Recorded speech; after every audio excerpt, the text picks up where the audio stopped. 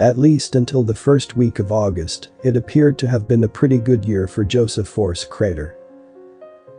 He was 41 years old, a good Tammany Hall Democrat, widely regarded as a comer. Governor Franklin Roosevelt had recently named him to the state Supreme Court bench.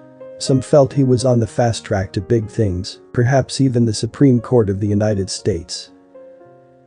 Then he stepped into a New York City taxicab and vanished from the face of the earth.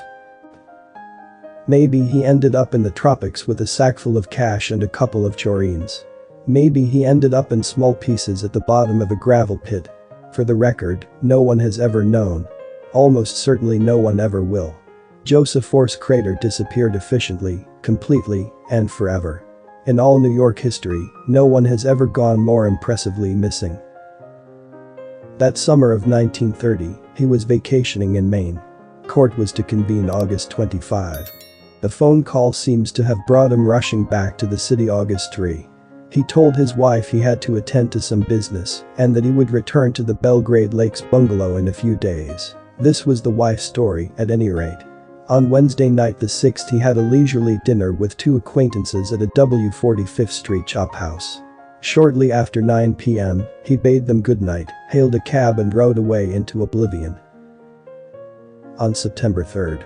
As an embarrassed Supreme Court continued to find itself one justice short and discreet private inquiries into his whereabouts kept coming up dry, cops were finally notified, and the absent Judge Crater exploded across the headlines. At first it seemed fairly straightforwardly evident that the judge had taken a fast powder to deal himself out of what was plainly about to become a most distressing corruption scandal. Breaking all around were revelations that judgeships were openly for sale in New York. District Attorney Thomas Crane was tracing payoffs directly to political bosses affiliated with Tammany Hall's Cayuga Democratic Club, of which Crater was president. Moreover, it was learned, Crater on the day he disappeared had visited his office, packed his valise with private files, and then withdrawn more than $5,000 from several bank accounts. Moreover still, flocks of showgirls began to come forward to attest to their palships with the judge.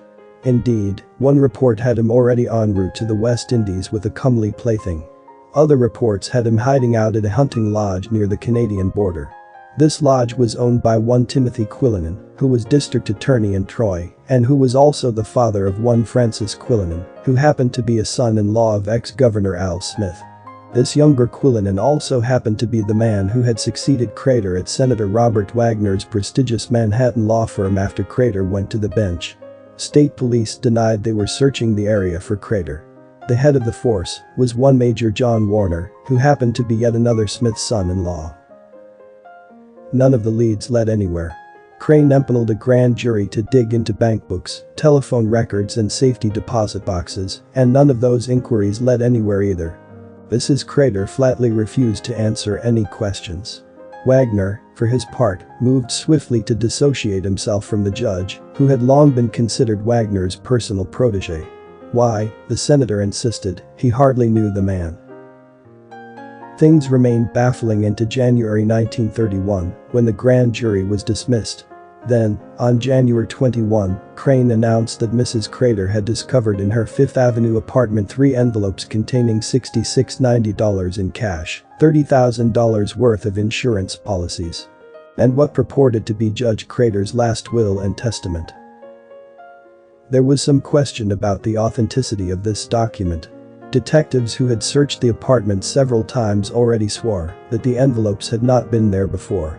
This apparently suggested that someone had recently slipped them into the place past a 24-hour police guard. It was all very mysterious. And so it remained until June 1939, when Joseph Force Crater, there having bobbled up from the abyss, no shred of him was declared legally dead. If you like this video and want to see more of this content, please like it, subscribe to the channel and click on the bell.